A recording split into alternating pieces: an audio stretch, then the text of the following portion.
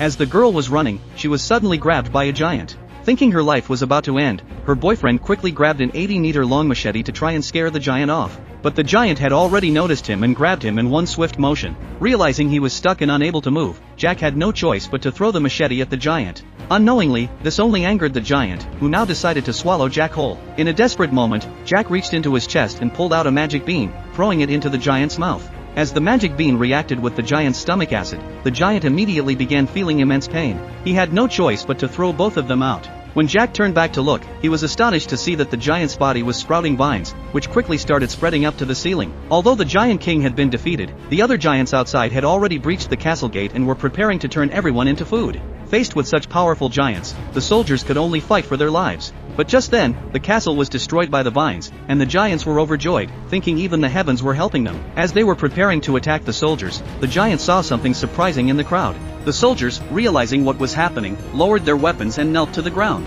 It turned out that Jack had placed the Giant King's ring on his own finger. This allowed him to finally gain control over the giants.